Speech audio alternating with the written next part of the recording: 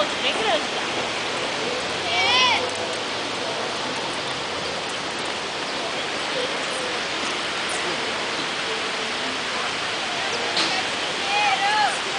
Pá, pá, pá, pá, pá, pá, pá, pá, pá, pá, pá, pá, pá, pá, pá, pá, pá. Eu agora declaro rei da Roda rei Moinho Holândia. da onde? Roda Moinho Holândia. Roda Moinho Holândia. Bom, então agora a gente vai começar a nossa entrevista dentro do quadro do Festival Infantil de Salto com a companhia Roda Moinho. Roda, roda, roda.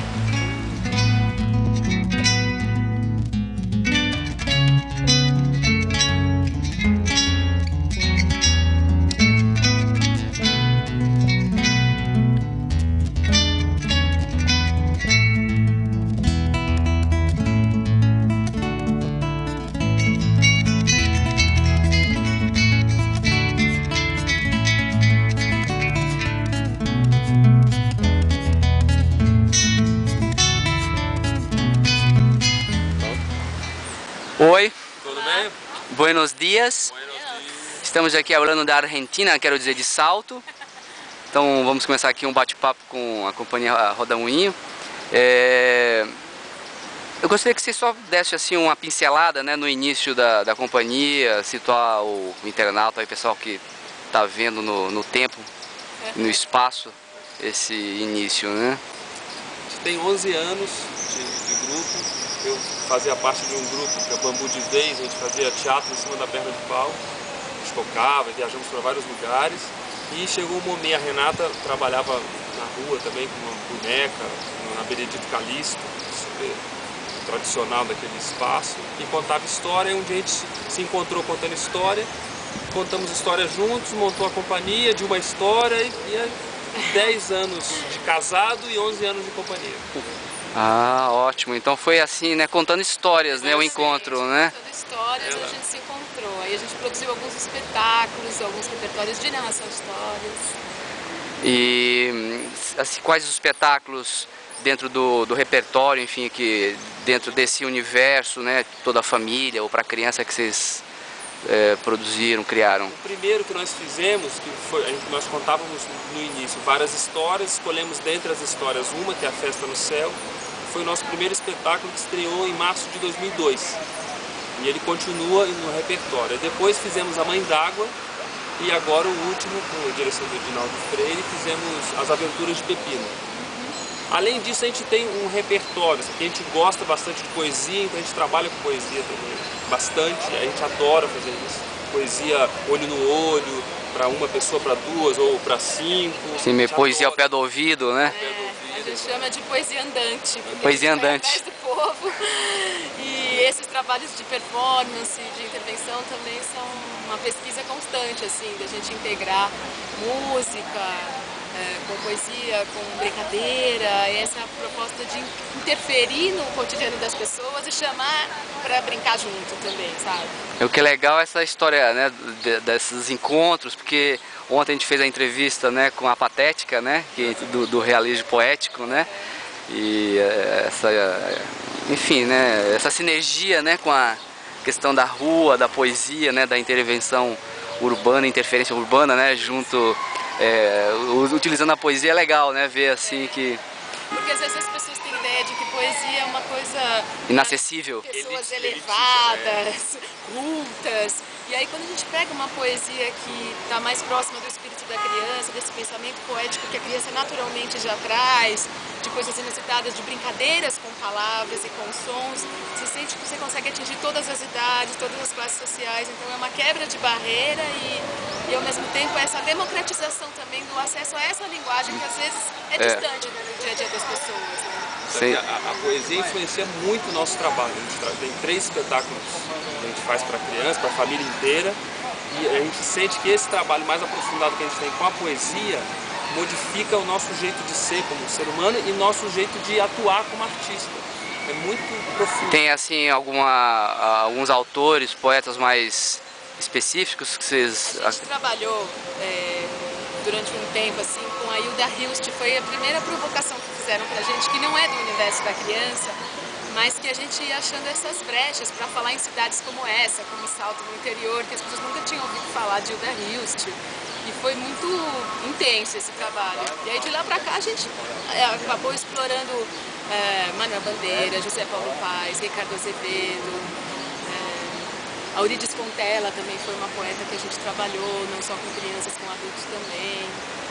É interessante aqui, né, só fazendo um comentário, porque assim, eu sou um entrevistador que também às vezes faz um comentário, como é um bate-papo, um diálogo, né, que exatamente outro dia eu estava fazendo uma palestra, né, sobre produção artística para criança e falava, claro, da poesia infantil também, e a gente sabe que tem muitos coletâneas hoje em dia de poesias como o Elias José, né, que fez a coletânea Berimbau e outros poemas do Manuel Bandeira, que foi, né, ele fez uma seleção para crianças, né, exatamente tirando vai até além, né, tirando o estigma da poesia e de que, né, até poemas, digamos, feitos por poetas para adultos, também, né, a criança, né, tem um certo universo, né. Sabe que tem uma poesia da Hilda Hilst que é assim... Você pode falar pra gente? Posso falar? Pode, claro. Que é assim: nave, ave, moinho, e tudo mais serei para que seja leve meu passo em vosso caminho. Hilda Hilst. Que é um haikai quase que, né? Super sintético. Super sintético. Ainda tem um moinho aí no meio, que tem a ver com a gente, do Roda Moinho. Muito maravilhoso, né? Vários poetas nos influenciaram bastante. A Hilda Hilst, em especial, que foi a nossa primeira imersão assim, nessa questão da poesia na rua, foi muito importante pra gente. Mas, ela tem as pessoas têm uma visão que ela é erótica, que é só erótica. Ela é erótica, mas ela é muito além disso. Ela consegue sintetizar de uma maneira muito profunda. A Hilda Hilst mas espetáculo mesmo de poesia, quer dizer, que possa ser feito na rua, espaços alternativos, mas no teatro vocês nunca fizeram mesmo? O que acaba acontecendo é o seguinte, Gabriel, por exemplo, os nossos espetáculos a gente faz o texto. Então, todo suspiro de poesia acaba aparecendo ao longo da dramaturgia. Pensamento poético. O pensamento poético ele está ali. Então, determinadas construções de diálogo entre a gente, ou canções também que a gente cria a música para as peças. Então, é aquele momento lírico de expressão do personagem carregado de poesia. Então, claro. Não é bem a poesia dos outros autores nos espetáculos, mas a gente bebe neles para criar as nossas coisas, né? Acaba acontecendo isso. E falando um pouco mais da questão da criança, né, eu sempre peço o pessoal comentar a famosa frase do Stanislavski, né, que ele fala que o teatro adulto deve ser feito como o teatro para criança, porém melhor. Aí eu sempre peço para as pessoas, né, o que representa esse porém melhor, né? Posso falar? Eu acho assim, que a criança ela é muito autêntica. Se ela não gosta, se não interessa, ela começa a conversar, ela começa a andar, ela vai embora. Então, pra mim, pelo menos, esse porém melhor pode situar um pouco aí, né? De que você tem que ser verdadeiro, de que você tem que se comunicar realmente com o público, porque se você está muito fechado, se você não toca, né, em algum tipo de interesse que a criança ou que o adulto tenham, o público vai embora. Assim, ele não tem aquele senso crítico, talvez, que o adulto já aprendeu, que é pra ficar quieto. Superego ali, né? Cerceando o seu comportamento, dizendo como é que você se comporta, né? Então eu acho que a gente tem que captar muito o interesse da criança para conseguir desenvolver um bom trabalho. Sabe que, pra mim, além disso, concordo plenamente, pra mim tem uma questão social. Tem pessoal que eu adoro criança, desde pequeno eu gosto de criança. Tem uma questão social, porque é uma fase da vida do ser humano, em todo o ciclo dele, que muitas coisas vão se definir. E você fazer informação, formação, a possibilidade de a gente desenvolver e valorizar o nosso pensamento, para passar para outras pessoas de uma maneira geral, e a criança recebendo isso, eu acho que é uma responsabilidade muito grande da gente, e eu me sinto bem feliz em poder trabalhar com isso, a todos os momentos detectar as fragilidades e as potências dos nossos trabalhos, assim, tentar ir encaminhando, sempre pensando que o nosso público é muito, muito importante. O adulto é super importante também, mas levando para a criança, eu acho que a nossa responsabilidade é gigantesca e nesses 10 anos que estamos juntos, antes também. Então vocês só adentrando, quer dizer, na verdade, o que eu entendi, a formação de vocês é circense, como é que é assim um pouco antes essa formação, enfim, de vocês? Eu comecei a fazer teatro, eu morava em Ubatuba, litoral norte de São Paulo. Aí com 14 anos eu decidi, foi uma virada, assim, que eu decidi que ia fazer teatro mesmo. Aí com 17 fui para a faculdade. Faculdade de teatro? Não, faculdade de artes cênicas. De artes cênicas. Me formei professor de artes cênicas. Aí depois da faculdade vim para São Paulo, fiz faculdade em Pindamonhangaba. Vim para São Paulo e comecei a trabalhar com esse grupo, que era uma grande influência nesse momento da minha vida foi eu começar a andar de perna de pau e tocar os instrumentos que eu já tocava antes em cima da perna de pau. Então tinha uma dramaturgia... Você já tinha essa formação musical, então? Eu tinha na minha casa, meu pai toca... Meu pai é um tocador de timba, sabe, assim, festeiro. Meu pai é um grande festeiro, tocador de timba que me influenciou muito. Eu ouvi bastante... Rodrigues, ou seja, você já tinha então, quando você fala festeiro, a festa mesmo, né? Festa mesmo. Então sempre tinha essa coisa essa relação da festa, criança, todo mundo, sempre teve isso aí na sua vida, então? Na minha vida, e eu acho que hoje isso daí bate muito nos trabalhos. Claro, faz parte, né, do seu processo de criação isso, né? Tá comunhão, exato, de tentar ir pelo prazer, vai ter sofrimento, sempre tem, mas de tentar ir buscando sempre pelo prazer. O Edinaldo na nossa vida foi muito legal, outros diretores também foram legais. Mas o Edinaldo tem essa ideia mesmo de que a gente tem que tentar ir pelo prazer e eu acho que foi bem legal. E você, Renata? Como é que... Então, eu também sempre gostei de cantar, não tinha tanta festa na minha casa, mas a gente tinha um violão com as primas e tal. E aí eu estudei arte dramática na USP, depois fiz pedagogia, fiz um mestrado, juntando essas questões da linguagem com a educação, da arte com a educação. Trabalhei com o Polkan, um grupo de teatro que para mim foi muito importante para descobrir o corpo. O performático assim, Polkan, eu acho que sim. Mas você pega a época do Paulo Eutaco, é depois? Ok, né? Você é um Polkan já pós, né? Que eu pego bem ali, não, né? Eu sou um pouco mais velho que vocês, né? Trabalhou no Polkan? Não, não cheguei a trabalhar, mas assim, né? Acompanhei o início dos anos 80, né? Final de 70, o início dos anos 80. Bem essa coisa das performances, o Galícia, né? O Roberto Galícia, que também faz parte meio grupo, né? Exatamente. E, ok, então vai continuar, desculpe, né, a interferência. Não, imagina que isso. E aí foi então importante para você, né, essa coisa do Polkan, claro, né?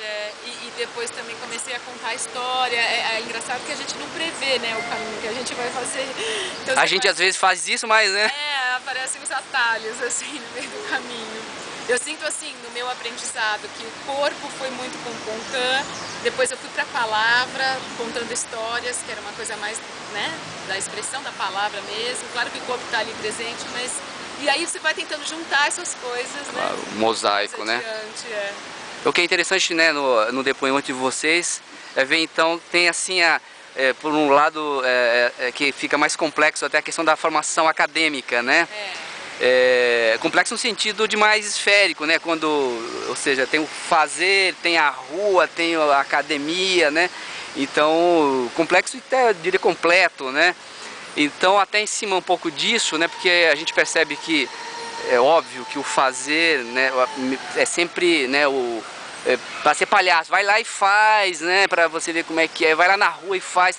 Mas como é que é para vocês essa história do teórico, né, caminhando junto, até especificamente com relação à criança, né, como é que é isso de se aprofundar minimamente, que a gente tem conversado com alguns grupos, né, sobre o aprofundamento, né, a pedagogia, conhecer minimamente os grandes pedagogos, enfim, como é que é para vocês essa relação do teórico e do fazer, né, e dentro do universo da criança especificamente? Eu acho que é uma coisa que tem que andar junto, assim. Você vai conhecendo os autores, é como um leque, assim como conhecer os artistas, né? Você vai conhecendo e tendo a possibilidade de criar afinidade, falar, com esse eu me encontro, com esse aqui eu concordo, esse aqui já não me agrada tanto. Então, para mim é essa ampliação. ampliação de olhar, assim, para você entender não só a criança, mas o ser humano, né, de um jeito mais aberto, mais completo mesmo. A Renata se formou em pedagogia. Pois é, a gente fica na verdade... Também, além depois, pedagogia, isso? Eu fiz pedagogia. As artes cênicas e depois... Depois fiz a pedagogia. Eu acho assim que a grande batalha é para fazer as pessoas entenderem que arte e educação são coisas diferentes e separadas, sabe? Elas deviam andar, assim como cultura. Isso nas políticas públicas também, são coisas que deviam andar de mãos dadas. Em geral, o que as pessoas acham é que arte é uma perfumaria, né? Ainda impera isso, se a gente for ver no currículo oficial, alguma coisa assim, nas experiências que as pessoas geralmente têm. Hoje em dia a gente vê, por exemplo, muita ONG que trabalha com arte nas periferias, e a gente vê o resultado que isso provoca. O salto que essas pessoas dão, a possibilidade de vislumbrar um futuro, né? Então eu sempre penso a educação assim, grudada, colada de mão dada, com arte, cultura, sabe? Sabe que com esse grupo, o Bambu de Vez, que a gente fazia teatro em cima da perna de pau, a gente foi para a China fazer um espetáculo, dois espetáculos. Um que contava a história do descobrimento do Brasil e outro que contava a história numa visão nossa ocidental da criação do mundo. E tudo isso em cima da perna de pau. A gente foi para lá com questionamento, será que as pessoas vão entender? Tinha algumas falas, tinha muita música, Pixinguinha, aí a gente esbaldou nesses grandes clássicos nossos. E as pessoas entendiam tudo, até a nossa fala, até a questão do Adão, a Eva oferecer a maçã para o Adão, eles não entendiam teoricamente o que isso significava, mas eles não queriam que o Adão comesse a maçã, sabe? Eu acho que a arte, tanto para criança como para qualquer pessoa, tem esse poder sintético, coisas que a gente consegue prever e coisas que a gente nem consegue prever. Sabe? Eu acho que a arte tem uma magia mesmo, assim, dá uma alegria de poder trabalhar, porque chega em pontos que a gente fala, isso daqui eu acho que vai chegar. E chega em outros que cada pessoa consegue absorver de um jeito transformador. Assim. Acho que esse é um grande legado da gente que faz, tem as dificuldades, mas acho que essa magia, esse brilhantismo da arte, ali, sem glamour nenhum, mas esse brilhantismo de fazer e de se comunicar com a pessoa, eu acho que é maravilhoso. Falando, né, dessa coisa da rua, enfim, da educação, né, formação, como é que é essa história da rua, o que pode e o que não pode fazer, se existe isso, né? Tanto nos temas como nessa relação que, né, principalmente dentro desse momento que a gente vive, um momento assim do politicamente correto, como é que é isso? Tem os politicamente corretos e os politicamente corretos. Tem uns que gostam de serem outros, sempre querem ser obrigatoriamente politicamente incorretos, né? Eu sempre penso assim que o nosso trabalho não precisa nem ficar de um lado nem de outro, nem ser totalmente incorreto, nem ser totalmente correto, e a gente vai dentro do que a gente acredita mesmo. Pra gente, assim, o que a gente pode, o que a gente não pode, utilizando as nossas ferramentas, a gente gosta muito de música. Eu acho que na rua, especialmente, a música é muito bem-vinda. Eu acho que a gente utiliza, tem essa linguagem universal, toca em qualquer pessoa, independente da língua. A gente teve uma experiência muito bacana agora de ir para outro lugar, e a música se comunica. As pessoas não estão entendendo, mas estão entendendo. Estão sentindo. Mas estão sentindo. Então a música é uma coisa que a gente acha que pode, estuda para poder, e eu acho que na rua funciona bastante isso. Eu acho que texto na rua, já vi outros grupos muito legais fazendo bastante texto na rua, eu acho que é uma possibilidade. A gente procura sempre tirar um pouco de texto quando a gente vai para a rua, mas eu não em regra. Sim, claro, né? Mais uma tendência nossa. Sim, uma linha, né? Do que texto na rua. Apesar da gente utilizar também o texto. Mas eu acho que pra gente, se fosse falar alguma coisa que pra mim funciona na rua, pra gente, é a música. Eu acho que a música é uma linguagem que na rua se comunica, ela por si só já resolve uma série de fatores, encanta, fascina. E pra gente é um desafio, a gente gosta bastante de desafio, assim, de tocar aquela música que é mais difícil. E aí a hora toca, estuda e vai fazendo isso. Se tivesse que elencar alguma coisa, a música. A música é a minha cachaça. Assim. Mas nessa linha dos temas, como é que é isso aí, né? Eu fico, a sua questão me fez pensar, não sei se é exatamente isso que você quis colocar, mas me fez pensar essa questão. Não, desculpe, é tipo assim, né? Desde a linha do Atirei no Pau no Gato, estão querendo cortar, desde do Lobo do Stravinsky, do Pedro e o Lobo, que estão querendo levar para o zoológico em vez de dar o tiro nele e matar, né? E, enfim, né? Como é que é isso, né? Coisas, entendeu? Recentemente quiseram proibir o Monteiro Lobato nas escolas, por exemplo, né? Eu acho um absurdo. Um dos maiores autores, um pai da literatura infantil no Brasil, pensar de ser proibido, censurado. Eu acho que a gente tem espaço para trabalhar isso e se dentro do contexto dele, da época que ele viveu, havia um resquício de preconceito, vamos falar sobre isso então a partir daquilo que ele escreveu e não proibir, né? E quando as pessoas querem fazer coisas como mudar o Atirei no Pau no Gato, ou suavizar demais as histórias, acham que os contos de fadas, eu trabalho com professores, eu lido muito com isso. Todos os contos de fadas são pesados demais, só que as crianças têm contato com toda a desgraceira e tragédia através da mídia, do jornal, do pai e da mãe que vem contando, né? É isso que acontece. Então, a gente distorce. Eu acho que é uma distorção porque o terreno do simbólico, da fantasia, do teatro, da música, da dança é justamente o terreno para a gente abordar, inclusive, essas questões mais consideradas pesadas, como morte, assassinato, traição, inveja, luxúria.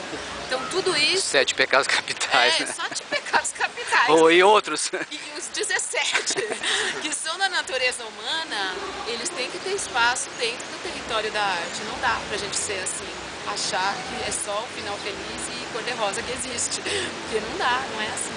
E uma vez até, assim, discorrer um pouco mais sobre essa relação que você tem, como você falou que trabalha, né, assim, bastante como professor. Como é que eles são, como é que eles estão no... Claro que também é múltiplo, né, essa classe, mas no que você tem lidado, como é que o que você vê, assim... Eu acho assim que existem muitas pessoas muito interessadas em descobrir, em saber, em aprender, em abrir um pouco as portas e o campo da escola, né? Para que a arte habite mais esse espaço, principalmente quem trabalha com criança pequena. Em geral, as professoras têm pouca formação nas linguagens artísticas e sentem a necessidade de se aprofundar nisso. Aí a gente tem que quebrar uma série de barreiras construídas ao longo de muitos anos, né? Porque às vezes as pessoas se acostumam a estudar as coisas só teoricamente, não botam a mão na massa. Então como é que você vai aprender a contar histórias se você não passa pela experiência? Eu acho que esse buraco negro da criação, que todo artista passa por isso, que você não sabe onde você vai chegar exatamente. Tem artistas que talvez prevejam mais um processo criativo mais organizado, mas... De uma forma geral, né? De uma forma geral, existe um momento de caos, que você não sabe exatamente para onde você vai, que você tem que fazer escolhas, né? Então isso eu sinto que é uma coisa que é necessário que se experimente mais na educação. Não as respostas prontas, os modelos, os paradigmas, a didática, ou todas essas coisas que parece que querem dar receitas para o professor e que, na verdade, na prática, não resolvem muita coisa, não atendem muito, né? Então, esse terreno da experiência, o Walter Benjamin falava muito disso, né? Da necessidade das experiências, que eu acho que é uma coisa que a gente precisa desenvolver bem mais ainda. Ainda sobre isso, assim, porque no meu desentender, né, ainda impera muito, né, a coisa das artes plásticas, artes visuais, né? Como é que tá para você, como é que você vê o interesse ou desinteresse dos professores em relação às artes cênicas, né? A inclusão do teatro, da dança, do circo, enfim. Como é que tá isso? Eu acho que sempre tem as pessoas que são mais interessadas, mas no geral é um universo distante, assim. A maioria dos professores... As artes cênicas, para eles. As cênicas, a dança... Então, é distante. É distante. Por quê? Vamos pensar por quê, né? Porque eles não tiveram a experiência de vivenciar isso. Na infância, os pais não levavam essas pessoas ao teatro, ou na formação deles, eles não tiveram professores que fizeram essa ligação, essa ponte. Então, como é que a gente vai querer que eles sejam formadores de plateia, ou formadores do olhar, ou formadores da percepção, se eles mesmos não tiveram essa experiência, né? Então, acho que a gente esbarra, por exemplo, também na questão das mídias, né? Tem a indústria cultural, se for pensar, ela anuncia determinados espetáculos, determinados produtos, e as pessoas acabam tendo acesso apenas a estas produções, né? Outras produções que seriam mais experimentais, mais de pesquisa, ou até de uma proposta de envolver a plateia de uma determinada maneira diferenciada, são coisas distantes do universo dos professores em geral. E me faz, só me corrija, ou enfim, né? Me parece também, ainda dentro do meu desentender, que dentro da história, né, da arte e educação no Brasil, pela própria força do grupo da Ana May, né, que muito mais focado na questão novamente das artes plásticas, né, me parece que esse grupo acabou dando também uma direção dentro do histórico da arte e educação no Brasil por esse viés, né? A gente às vezes não domina, né, os rumos que as coisas vão tomar. Apesar da importância, estou deixando claro, óbvio, né, da Ana May, mas me parece que houve assim uma certa, né, mas houve Também tem uma questão logística, assim, porque as salas de aula com 40 alunos... Como é que você faz para dar teatro, dança para... Exato, aí tem que arrastar cadeiras, acho que tem essa... Além de ser mais difícil, assim, não mais difícil, mas menos acessível para os professores, acho que tem essa questão da logística. Hoje em dia existem mais cursos para formação também, né, de professores, artistas, seja teatro, dança. Mas dentro da onde? Dentro do curso de pedagogia ou não? Não, dos cursos de arte, né. Hoje a gente tem muito mais licenciatura em arte, em teatro, em dança do que existia um tempo atrás. Ou seja, talvez ainda a gente tenha uma década ainda, talvez, né? Uma década para, digamos, recuperar, né? A música, a própria música, se a gente for pensar... Vai começar daqui a pouco, né? Só que uma coisa a gente sabe que é no papel, né? Aí como é que isso se dá na prática, essa transição? Às vezes é lenta.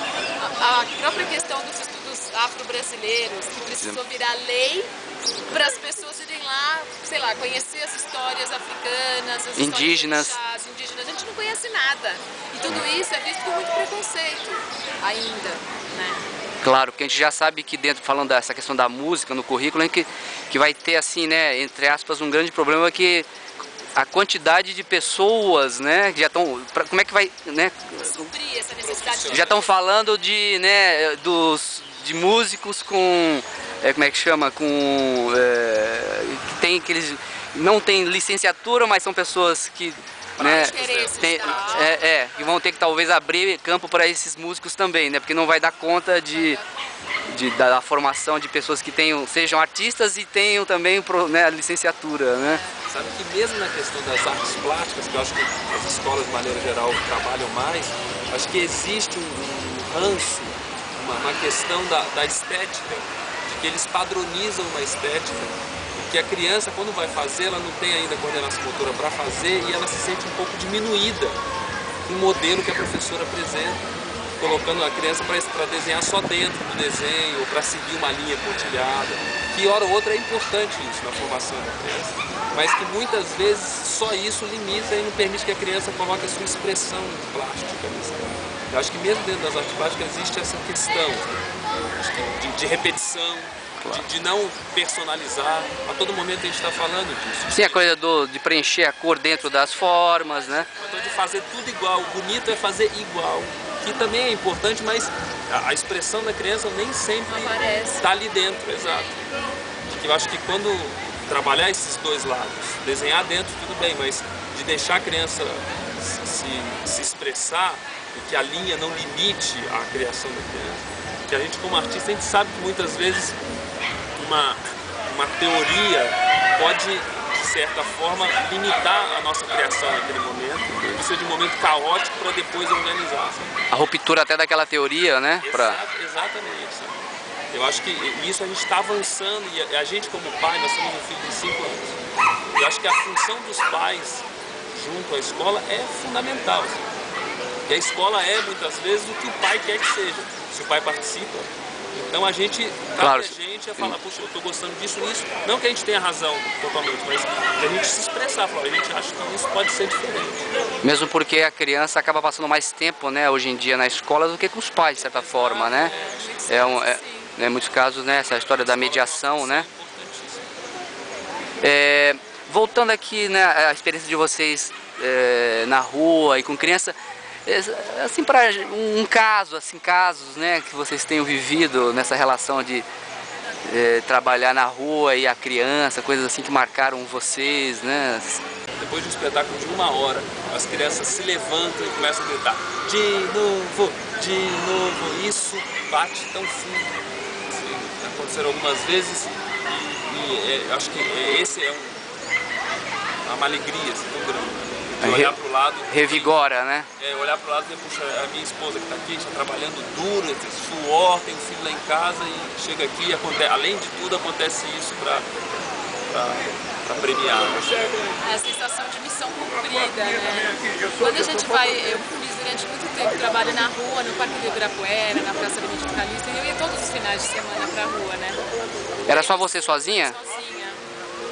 E aí a gente acompanha o crescimento das crianças. Então aquela criança que eu conhecia que era um bebê, de repente já é uma mocinha. E a gente acaba encontrando as pessoas em contextos diferentes. Não, mas era você? Essa surpresa da pessoa entrar em contato com você assim de cara limpa e não com aquela maquiagem toda. E é como uma revelação, assim, né? Uma vez eu fui pra Bahia, era uma boneca que eu fazia assim numa praça. E eu resolvi tirar toda a maquiagem, tirar toda a roupa na frente das pessoas. E foi maravilhoso, assim, foi um ritual muito bonito de todo mundo que estava ali acompanhar quase que a despedida do personagem, sabe? E sem ninguém interferir, intermediar, as pessoas fizeram uma roda, sentaram, era uma coisa demorada, porque era muita maquiagem, e ficaram em silêncio, observando essa ida embora, essa despedida, assim. Pra mim, aquele dia foi muito emocionante. E aí sim, quando eles perceberam que eu já tava nua, assim, não nua, pelada, mas sem peruca, sem maquiagem, só com aquela malha básica. Simbolicamente, né? Com aquela malha básica, aí sim eles vieram me dar um abraço, dizer que era a coisa mais bonita que eles já tinham visto, assim. Então, essas falas, né, espontâneas, eu acho que a gente carrega com alegria, com emoção. Bom, para finalizar, o que vocês poderiam que conselhos, é um nome meio, uma palavra meio estranha, né, às vezes, né? Dicas para jovens atores que querem, né, trabalhar dentro do universo da criança, no teatro para toda a família, enfim. Partindo da minha experiência, que estude um instrumento, que escolha, experimente essa magia de poder tocar um instrumento, seja ele qual for, ou eles, que é muito legal, acho que é muito bem-vindo para o teatro, não é obrigatório de jeito nenhum, mas eu acho que uma experiência minha, eu sinto um prazer muito grande em poder expressar com o personagem tocando um instrumento quando cabe, quando necessário. Para mim, eu acho que seria importante as pessoas verem muita coisa, ver o máximo de coisas que você conseguir, porque eu acho que você amplia o seu olhar, cria um repertório de coisas que você gosta, a gente se mira também no outro, se espelha, falar assim, eu gostaria de ser, assim, já não me agrada muito, e aí eu acho que vai ajudando a fazer a tua escolha, né? Qual é a sua estética, qual é o seu jeito de fazer. Mesmo que tenha aquela máxima que a gente fala, para ser um bom escritor, né, tem que ler muito, né? E para isso serve todas as artes, né? E sobretudo também a gente sabe que dentro, né, vocês vindo, né, de uma formação também acadêmica, a gente sabe que dentro, né, dos cursos de artes cênicas se toca muito pouco, né, na questão, né, não precisaria nem ser uma matéria, mas enfim, né, um trimestre sobre reflexão e fazer, né, do teatro para crianças, né. Então, às vezes eu pergunto isso também, é uma pergunta que eu faço para todos os grupos, porque a gente sabe que, né, o pessoal que sai, né, das universidades, dos cursos de artes cênicas e quer fazer, né, teatro para criança, sai perdidaço, né? Apesar da máxima de que tem que ser igual ao teatro adulto, mas enfim, mas o que é isso, né? E qual é essa... Então... Acho que a gente vive um momento especial também, que existem muitos trabalhos de qualidade em São Paulo, que é o lugar que a gente está mais, assim, a gente vê grupos de outros lugares também, acho que está ganhando força. E as pessoas estão tomando consciência de que existe uma qualidade, que não é só um teatrinho para passar uns momentinhos e para deixar a criança alegrinha, entendeu?